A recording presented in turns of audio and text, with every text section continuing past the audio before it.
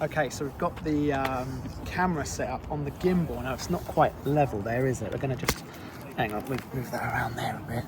Okay, that's cool. Now, because this AI thing has got this AI tracking in it, so I'm going to make this gesture like this, and you'll see it's going to follow me around, which is pretty cool. It doesn't follow Phoenix, so even when I walk past Phoenix, let's see, is it going to track me? Ah, you see it tracks, it lost me for a second, but it's doing that all on its own, so it's really cool.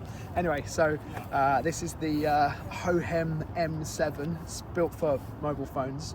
But yeah, we're going to have a little just walk around in the woods and see how this thing works out. I'm going to film Phoenix.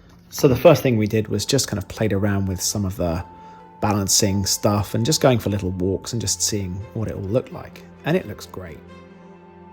So we're remembering when we were here last, weren't we, Phoenix? And you were into geocaching, right? Yeah. What's geocaching? So geocaching's like this thing where it's like you go on like a digital treasure hunt. So there's an app. So then we went down toward the river, and I was just playing around with the iPhone, just on the bottom of the gimbal, and just kind of lowering it to the ground, just seeing what kind of cool shots I could get. Then I did this really cool thing where I put it on a tripod, and then held the tripod in my hands, and got this really cool kind of like crane shot, and it's really awesome. And again, I was playing around with it here as well, just getting some height on the camera, spinning it around. But you know, rookie errors. You can see the camera in the shadow just there. And this was with AI. I'd had the AI tracker tracking Phoenix while the camera was on the tripod. You can see me holding it in the shadow just there. But I'm quite high up and it's angled down. So that's a really, really cool little thing there.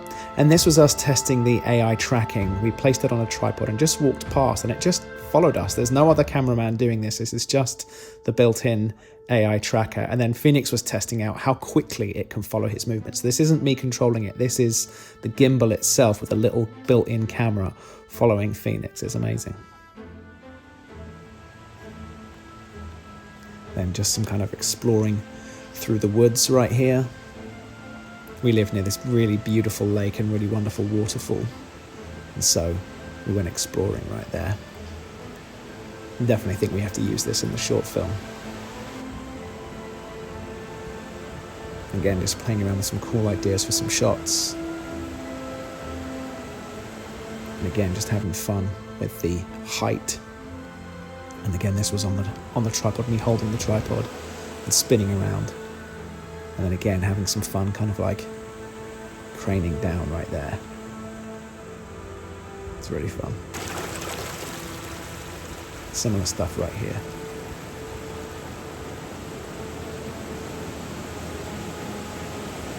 And you'd think that maybe, you could use a drone for something like that too, and of course you can do that as well. But again, it's just been really fun to kind of play around with the different kinds of shots that you can get when you've got a gimbal. This was a fun thing. There's a control on the gimbal where you can have it rotate 360 degrees, so you can be in the shot while it just pans around. You can also have it tilt up and down. You can kind of control the whole movement, but this was just a very simple 360 rotation of it right there. But while we were sat here, we came across this really amazing tree. Someone or a group of people have decorated this tree so it looks like a kind of fairy tree. And it's got all different kinds of toadstools and toys and trinkets and things. And it really is absolutely amazing. It really is a very fun kind of community art project of this tree just in the woods by the river, decorated like a little fairy house. So I was playing around here with, again, using the gimbal, but also kind of getting some close-up shots.